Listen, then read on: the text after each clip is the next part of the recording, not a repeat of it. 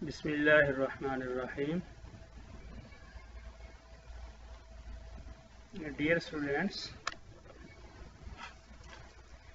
میں ہوں آپ کا ٹیچر ڈاکٹر حافظ نثار احمد. 10th کلاس کے طلباء، اسلامیات ہم پڑھ رہے ہیں. آج کا جو ہمارا لیکچر ہوگا وہ ہے حدیث رسول صلی اللہ علیہ وسلم کے متعلق. ہمارے اس سلیبس میں 10 احادیث ہیں. تو آج جو پہلی حدیث اس لیکچر کا حصہ ہوگی وہ ہے الصلاۃ عماد الدین، من اقامها فقد اقام الدین ومن هدمها فقد هدم الدین. سب سے پہلے اس کا لفظی ترجمہ سنیے گا. الصلاۃ نماز، عماد الدین دین کا ستون ہے. عماد ستون پلر کو کہتے ہیں اور اس کی جمع آتی ہے عمود. الصلاۃ عماد الدین، نماز دین کا ستون ہے. من اقامہا، جس شخص نے اس نماز کو قائم کیا. فقد اقام الدین، پس تحقیق اس نے دین کو قائم رکھا. اقامہ، قام یقوم، قائم کرنا، اس کے جو ارکان ہیں، اس کے جو لوازمات ہیں اس کو دیکھ کر. من اقامہا، جس شخص نے بھی نماز کو قائم کیا. فقد اقام الدین، پس تحقیق اس نے دین کو قائم رکھا. ومن ہدمہا، اور جس شخص نے، من شخص، من موصولہ ہے، جس شخص نے ہدمہا اس نماز کو چھوڑ دیا. ہدم منہدم سے گرا دیا، توڑ دیا، ترک کر دیا. فقد ہدم الدین، پس تحقیق اس نے دین کو چھوڑ دیا یا دین کو گرا دیا. یہ تھا لفظی ترجمہ. با محاورہ اس کا ترجمہ پہلے حدیث سنیے گا. الصلاۃ عماد الدین، من اقامہا فقد اقام الدین ومن ہدمہا فقد ہدم الدین. نماز دین کا ستون ہے. جس شخص نے اس کو قائم کیا گویا اس نے دین کو قائم کیا، اور جس شخص نے اس کو چھوڑ دیا، گرا دیا، گویا اس نے دین کو گرا دیا. جی، یہ تھا با محاورہ ترجمہ اس حدیث کا. اب ہم پوائنٹ وائز اس حدیث کی تشریح کریں گے. یاد رکھیں طلباء، عزیز طلباء، حدیث کا پورشن جب بھی آپ کے پاس کوشچن کی صورت میں آئے گا تو آپ نے 3 کام کرنے ہیں. نمبر 1 ترجمہ یعنی ٹرانسلیشن. نمبر 2 اس کی تشریح، اس کو ایکسپلین کرنا ہے. اور نمبر 3 آپ نے اس حدیث کا عملی زندگی سے تعلق یہ لکھنا ہے. گویا حدیث والے پورشن میں آپ نے 3 مین ہیڈ لائنز بنانی ہیں. ترجمہ 1، تشریح 2، اور نمبر 3 عملی زندگی سے تعلق. اب اس حدیث میں ہم نے ترجمہ پڑھ لیا. اب آتے ہیں تشریح کی طرف. سب سے پہلے دیکھیے گا کہ اس میں نماز کا تذکرہ ہوا. اگر ہم دیکھیں نماز کے جو مقام اور اس کا مرتبہ کیا ہے دین اسلام میں، نماز کا مقام اور مرتبہ. آپ صلی اللہ علیہ وسلم کا ارشاد ہے: بنی الاسلام علی 5، شہادت ان لا الہ الا اللہ وان محمد رسول اللہ. ٹھیک ہے، اقام الصلاۃ، ایتاء الزکاۃ وصوم رمضان. ٹھیک ہے، اسی طریقے سے حج یعنی اللہ تعالیٰ کے گھر کی زیارت کرنا. تو دین اسلام کے 5 ارکان ہیں. تو اب سب سے پہلے دیکھیں کہ یہ مسلمانوں پر فرض کی جانے والی سب سے پہلی عبادت ہے.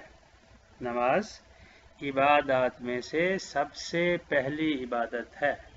تو گویا اس کے مقام اور مرتبے کے لحاظ سے یہ اتنی اہم ہے، سب سے پہلے عبادات میں نماز کا حکم دیا گیا. اور دوسری بات جو بتلائی گئی وہ یہ ہے کہ اول ما یحاسب بہ العبد، کہ قیامت والے دن بندوں سے جس عبادات میں سے جس چیز کے بارے میں سوال کیا جائے گا وہ نماز ہے. نماز اگر اچھی نکل آئی تو باقی اعمال بھی اللہ کے حکم سے امید کی جا سکتی ہے اچھے نکلیں گے. اور اگر خدا نہ خواستہ نماز میں گڑبڑ ہو گئی، اس میں ہم پورے نہ اتر سکے، تو باقی اعمال جو ہیں اس کا بھی ہمیں خسارہ ہوگا، نقصان ہوگا. تو دین اسلام میں نماز کا جو مقام اور مرتبہ دیکھیں کہ اس دین اسلام کو ایک عمارت سے تشبیہ دی گئی ہے کہ دین اسلام ایک عمارت ہے اور اس کا جو پلر ہے، ٹھیک ہے، اس کا جو ستون ہے وہ ہے نماز ہے. اگر کسی عمارت کے جو پلرز ہوتے ہیں وہ گرا دیے جائیں، اسے ہٹا دیے جائیں، تو اس کا نقصان کیا ہوگا؟ وہ چھت گر جائے گی یا گرنے کے قریب ہوگی. ایسے ہی اگر ہم اسلام میں سے نماز کو نکال دیں یعنی ترک کر دیں تو پیچھے وہ جو عمارت ہے دین اسلام والی وہ یا تو گر جائے گی یا گرنے کے قریب ہوگی. تو لہٰذا ہمیں چاہیے کہ ہم نماز کا خاص خیال رکھیں. نماز کی اہمیت، پوائنٹ نمبر 2 ہمارے پاس، نماز کی اہمیت کیا ہے؟ دیکھیں جی، نماز ایک ایسی عبادت ہے کہ جو انسان پر کسی بھی حالت میں ترک نہیں کی جا سکتی، اس کو چھوڑا نہیں جا سکتا. کوئی عذر، اگر کوئی شخص کھڑے ہو کر نماز نہیں پڑھ سکتا تو اس کو حکم دیا گیا وہ بیٹھ کر نماز پڑھ لے. اور اگر وہ بیٹھ بھی نہیں سکتا کسی عذر کی بنا پر تو وہ لیٹ کر اشاروں سے وہ نماز پڑھ سکتا ہے. تو نماز کسی بھی حالت میں ساقط نہیں ہے. یہ ایک ایسی عبادت ہے کہ جو انسان اور اللہ کے درمیان ایک تعلق کا ذریعہ ہے. نماز کی حالت میں انسان اپنے رب سے باتیں کرتا ہے، اس کی بندگی کرتا ہے، اس سے اپنے دل کی باتیں سناتا ہے. سجدے کی حالت میں، رکوع میں جا کے اس کی جب پاکی تسبیح بیان کرتا ہے. تو گویا یہ ایک ایسا فرض ہے جو انسان پر، جو عاقل ہے، بالغ ہے، اور اس پر کسی بھی حالت میں یہ ساقط نہیں ہے. ٹھیک ہے، اس میں گنجائش نہیں ہے کہ اس کو چھوڑا جائے. تو یہ اس کی اہمیت ہے. اگر ہم قرآن پاک کا مطالعہ کریں تو ہمیں پتہ چلتا ہے کہ قرآن نے بار بار نماز پڑھنے کا حکم دیا ہے کہ جہاں بھی آپ دیکھیں اقیموا الصلاۃ وآتوا الزکاۃ وارکعوا مع الراکعین، نماز قائم کرو اور زکوٰۃ ادا کرو، رکوع کرو رکوع کرنے والوں کے ساتھ. اقیموا الصلاۃ، یاد رکھیں، ایک ہے نماز پڑھنا، ایک ہے نماز قائم کرنا. ہم نماز پڑھتے تو ہیں لیکن اسے قائم نہیں کرتے. اقیم الصلاۃ کا مطلب کیا ہے کہ نماز کو خشوع و خضوع کے ساتھ، اس کے جو ارکان ہیں جمیع ارکان کے ساتھ اچھے طریقے سے اطمینان کے ساتھ اس کو ادا کرنا، یہ کیا ہے؟ نماز قائم کرنا ہے. ایسی ہی نمازیں قبول کی جاتی ہیں جو ہماری بخشش کا ذریعہ ہوگا. پھر قرآن پاک میں فرمایا کہ وَاسْتَعِینُوا بِالصَّبْرِ وَالصَّلَاةِ وَإِنَّهَا لَكَبِیرَةٌ إِلَّا عَلَى الْخَاشِعِینَ. انسان اس پر تنگی، تنگ دستی، پریشانی، خوشی، غمی، یہ سارے حالات آتے رہتے ہیں۔ اگر کبھی انسان کہیں پھنس جائے، بیماری میں، قرض میں، یا کسی اور ایسی گرداب میں وہ پھنس جائے، تو اب نماز اس کے لیے واحد راستہ ہے کہ وہ نماز کے ذریعے اور صبر کے ساتھ اللہ تعالیٰ سے مدد مانگے۔ خود اللہ تعالیٰ فرماتے ہیں کہ وَاسْتَعِینُوا، ٹھیک ہے، تم مدد مانگو بِالصَّبْرِ وَالصَّلَاةِ، ٹھیک ہے، صبر اور نماز کے ساتھ، یعنی جو تنگی آئی، جو تکلیف آئی، اس پہ آپ صبر کریں اور اس کے بعد آپ نماز ادا کریں۔ نماز سے پریشانیاں ختم ہوں گی، نماز سے انسان کی تکالیف، اس کے دکھ درد وہ کم ہوں گے۔ اور آگے یہی فرمایا یا ایھا الذین آمنوا استعینوا بالصبر والصلاۃ ان اللہ مع الصابرین، کہ استعانت، مدد طلب کرنا، یہ نماز کے ساتھ، جب بھی مدد کی ضرورت ہے نماز پڑھیے، مشکلات ہیں، پریشانیاں ہیں، آپ اللہ کے حضور سر مسجود ہو جائیے تو انشاءاللہ اللہ تعالیٰ مدد کریں گے۔ اور اس مشکلات پر صبر کریں، اس لیے کہ جو شخص صبر کرے گا اللہ تعالیٰ کا ساتھ اس آدمی کو میسر آئے گا۔ آگے فرمایا حافظوا علی الصلاۃ والصلاۃ الوسطی، ٹھیک ہے، نماز کی حفاظت کریں، یعنی اسے قائم کریں، اسے پڑھیں، اسے ادا کریں۔ بہرحال قرآن پاک میں بہت سارے دلائل ہیں نماز کے حوالے سے، یہاں پر چند کا تذکرہ کیا گیا۔ تو نماز کیا ہے؟ قائم کرنی ہے، یہ اللہ تعالیٰ کی طرف سے حکم ہے انسانوں کے لیے۔ آگے اگر ہم بات کریں کہ حکم تارک الصلاۃ، نماز چھوڑنے والے کے لیے کیا سزا ہے یا اس کا حکم کیا ہے؟ نماز فرض ہے، جیسے ہم نے اس حدیث میں پڑھا، اس حدیث میں ترغیب دی گئی کہ الصلاۃ عماد الدین من اقامها فقد اقام الدین ومن هدمها فقد هدم الدین، کہ نماز دین کا ستون ہے، نماز پلر ہے، اور جو شخص بھی نماز قائم کرتا ہے گویا اس نے پورے دین کو قائم کیا، اور جو شخص اس کو چھوڑ دیتا ہے، اس کو ترک کر دیتا ہے، گویا اس نے کیا کیا؟ نماز کو ترک کر دیا۔ آپ صلی اللہ علیہ وسلم کا ارشاد گرامی ہے من ترک الصلاۃ متعمدا فقد کفر، کہ جس شخص نے نماز جان بوجھ کر چھوڑ دی گویا کہ اس نے کافروں والے عمل کیا۔ اس سے پہلے اگر ہم دیکھیں سنت نبوی، آپ صلی اللہ علیہ وسلم کے جو احادیث ہیں اس کی روشنی میں نماز کا حکم کہ نماز مسلمان اور کافر کے درمیان فرق کرنے والی جو چیز ہے وہ کیا ہے؟ نماز ہے۔ اگر میجر جو فرق ہے آپ دیکھیں کہ مسلمانوں اور کفار میں کیا فرق ہے، وہ نماز کا ہے۔ جو شخص نماز ادا کرتے ہیں گویا ہم کہیں گے یہ مسلمان ہیں، اور جو نماز ترک کرتے ہیں، چھوڑتے ہیں، تو ہم اسے کیا کہیں گے؟ كأنها من ترک الصلاۃ متعمدا فقد کفر، گویا کہ وہ کافروں والا عمل ہے۔ ایسے ہی آپ صلی اللہ علیہ وسلم کا ارشاد گرامی ہے مروا اولادکم بالصلاۃ، ٹھیک ہے، اپنی اولاد کو نماز کا حکم دیں، ٹھیک ہے، وہم ابناء 7 سنین، جب وہ 7 سال کے ہوں۔ 7 سال کی عمر میں اولاد کو نماز پڑھنے کا حکم دینے کی تلقین آئی۔ اس کے بعد جب وہ 10 سال کی عمر میں پہنچ جائیں، اگر نماز نہیں پڑھتے تو پھر وہاں پر کیا ہے؟ ان پر سختی کریں، ان کو ڈانٹیں، ان کو ترغیب دیں، ان کو بتلائیں کہ یہ اہم چیز ہے۔ ایسے ہی آپ صلی اللہ علیہ وسلم کا ارشاد گرامی ہے کہ اول ما یحاسب بہ العبد، کہ قیامت والے دن بندے کا سب سے پہلے عبادات میں جس چیز کا حساب ہوگا وہ کیا ہے؟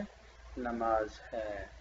تو نماز اس حدیث کے حوالے سے ہمیں ترغیب دی گئی کہ اس کو تشبیہ دی گئی ایک پلر سے، ایک ستون سے، اگر وہ اور دین کو ایک عمارت سے تشبیہ دی گئی، اور پلر اس عمارت کو قائم رکھنے کا ذریعہ اور سبب بنتا ہے۔ اگر پلر ہی ختم ہو جائے، وہ ٹوٹ جائے، گر جائے، تو عمارت صحیح سلامت نہیں رہ سکتی۔ تو یہ فرمایا کہ الصلاۃ عماد الدین من اقامها فقد اقام الدین ومن هدمها فقد هدم الدین، کہ نماز دین کا ستون ہے، جو شخص اس کو قائم کرتا ہے گویا اس نے دین کی عمارت کو قائم کیا، اور جس نے اس کو چھوڑ دیا، ترک کر دیا، اس نے دین کو چھوڑ دیا۔ اب اگر ہم دیکھیں یہاں پر، جیسے حدیث آپ صلی اللہ علیہ وسلم کا قول میں نے نقل کیا کہ من ترک الصلاۃ متعمدا فقد کفر، کہ جو شخص جان بوجھ کر نماز چھوڑتا ہے گویا وہ کفار والے عمل کرتا ہے۔ ہمارے سامنے من ترک صلاۃ الصبح فلیس فی وجہہ نور، کہ جو شخص صبح کی نماز چھوڑ دیتا ہے اس کے چہرے پر نور نہیں ہوتا۔ فجر کی نماز جو شخص ادا کرتا ہے اس کے چہرے پر نور آتا ہے، اس کے دن میں برکت ہوتی ہے، اس کے کاروبار میں اللہ تعالیٰ دن دگنی رات چگنی ترقی عطا کرتا ہے، اور جب صبح انسان اٹھتا ہے اللہ کے حضور سجدہ کرتا ہے، اس کا شکریہ ادا کرتا ہے، اور پھر اپنے کام کاج میں جت جاتا ہے، تو یقیناً اللہ تعالیٰ کی رحمتیں اور برکات اس آدمی کے لیے یقینی ہیں۔ تو جو شخص صبح کی نماز چھوڑ دیتا ہے یہ سارے فوائد وہ کھو دیتا ہے، سارے کے سارے بینیفٹ وہ لاس کر دیتا ہے، اس وجہ سے کہ اس نے صبح کی نماز نہیں پڑھی۔ من ترک صلاۃ الظہر فلیس فی رزقہ برکہ، جو شخص ظہر کی نماز چھوڑتا ہے اس کے رزق میں برکت نہیں ہوتی۔ صبح کی نماز پڑھی، اپنا کام کاج کیا، جب ظہر کا ٹائم ہوا تو پھر اللہ کے حضور سجدہ کیا، شکر ادا کیا، اس کی تسبیح بیان کی گئی، تو اللہ تعالیٰ ایسے آدمی کے لیے رزق کی فراوانی کر دیتے ہیں، ایسے آدمی کے رزق میں برکت ڈالتے ہیں۔ لیکن جو شخص ظہر کی نماز ترک کر دیتا ہے اس کے رزق سے برکت اٹھا لی جاتی ہے، وہ جتنا مرضی کما لے اس کی کمائی میں، اس کے مال و دولت میں برکت نہیں رہتی۔ برکت بیسیکلی ہے کیا؟ انسان کے پاس برکت کا مطلب یہ نہیں کہ وہ کوانٹٹی میں زیادہ ہو جائے، برکت کا مطلب یہ ہے کہ جو اس کے پاس ہے اس میں اس کا گزارا ہو جاتا ہے اور وہ مطمئن ہوتا ہے، اسے کوئی پریشانی، کوئی پشیمانی نہیں ہوتی، بے سکونی نہیں ہوتی، وہ سکون سے اپنی زندگی گزار رہا ہوتا ہے، یہ مطلب ہے برکت کا۔ آگے فرمایا من ترک صلاۃ العصر فلیس فی جسمہ قوہ، کہ جو شخص عصر کی نماز چھوڑ دیتا ہے اس کے جسم میں قوت اور طاقت نہیں رہتی۔ گویا عصر کی نماز پڑھنے سے انسان جہاں اللہ کے حضور سجدہ کرتا ہے، فرض اپنا پورا کرتا ہے، وہاں پر اس کے جسم میں توانائی آتی ہے، قوت آتی ہے۔ من ترک صلاۃ المغرب فلیس فی اولادہ ثمرہ، کہ جو شخص مغرب کی نماز ادا کرتا ہے، مغرب کی نماز کیا ترک کر دیتا ہے، تو اس کی اولاد میں ٹھیک ہے برکت نہیں ہوتی، اور پھل پھول اور اولاد پھلتی پھولتی نہیں، ٹھیک ہے، اولاد کے جو ثمرات ہوتے ہیں وہ اس شخص کو حاصل نہیں ہوتے جو مغرب کی نماز ادا نہیں کرتا۔ من ترک صلاۃ العشاء فلیس فی نومہ راحہ، جو شخص عشاء کی نماز چھوڑ دیتا ہے اس کی نیند پرسکون نہیں ہوتی۔ اگر ہم اپنی نیند کو پرسکون بنانا چاہتے ہیں، آرام دہ رات گزارنا چاہتے ہیں، تو یقینی طور پر ہمیں اللہ کے حضور جھک کر اپنے گناہوں کی معافی مانگ کر عشاء کی نماز پڑھ کر سونا چاہیے۔ جو شخص عشاء کی نماز پڑھ کے سو جاتا ہے تو اللہ تعالیٰ اس کی نیند پرسکون بنا دیتے ہیں۔ اور اگر جیسا کہ عشاء کی نماز پڑھ کے وہ سویا اور فجر کی نماز دوبارہ جماعت کے ساتھ پڑھی، گویا وہ جو سونا بھی ہے وہ بھی عبادت میں شمار کیا جائے گا۔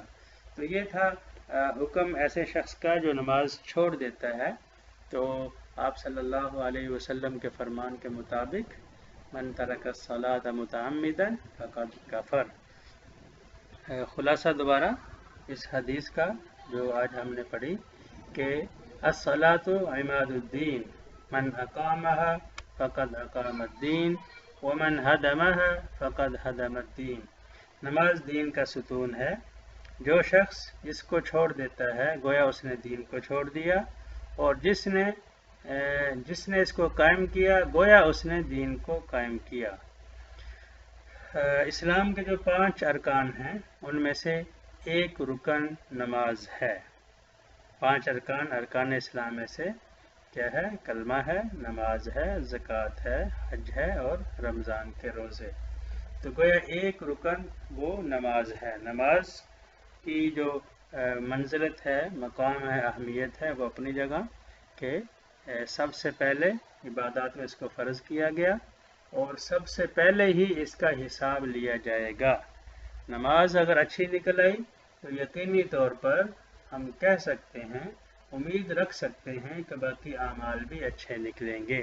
خدا نہ خواستہ اگر نماز ہی بری نکل آئی، ہم اس پہ پورے نہ اترے، تو باقی اعمال تو پھر اللہ ہی جانے۔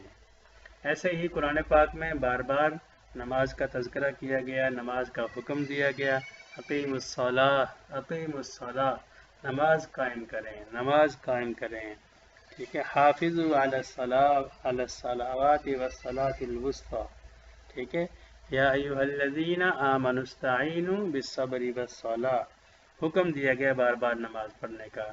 جو حدیث نبوی ہے اس میں بھی بتایا گیا کہ پہلا قیامت والے دن جو حساب کتاب ہوگا وہ نماز ہوگا۔ مسلمان اور کفار کے درمیان جو فرق کرنے والی چیز ہے وہ کون سی ہے؟ وہ نماز ہے۔ تو ہمیں سب سے پہلے کیا کرنا چاہیے؟ نماز پابندی سے پڑھنی چاہیے، اور یہ فرض ہے۔ جس طرح ہم باقی جو کام کرتے ہیں، جیسے انسان کے لیے زندہ رہنے کے لیے کھانا پینا، ہوا اور یہ ساری چیزیں ضروری ہیں، ایسے ہی اگر ہماری جو اندر کا انسان ہے، ٹھیک ہے، اگر ہم چاہتے ہیں کہ اصل انسان زندہ رہے تو اس کے لیے نماز کا پڑھنا، نماز کا قائم کرنا یہ ضروری ہے۔ اس لیے کہ اگر ہم نماز چھوڑ دیں گے تو نہ ہمارے چہرے پر نور رہے گا، نہ ہمارے رزق میں برکت ہوگی، نہ ہمارے جسم میں وہ قوت اور طاقت ہوگی، نہ ہی ہماری اولاد صالح ہوگی، اور اسی طریقے سے نہ ہی ہماری جو راتیں ہیں وہ پرسکون گزریں گی اگر ہم نماز چھوڑ دیں گے۔ لیکن اگر ہم نماز کی پابندی کریں گے، ہماری رات بھی پرسکون ہوگی، ہمارا دن بھی بابرکت ہوگا، ہمارے رزق میں بھی اللہ تعالیٰ برکت عطا کریں گے، اور ہمارا چہرہ بھی پر نور ہوگا۔ تو آج کا لیکچر ختم ہوا۔ اللہ حافظ۔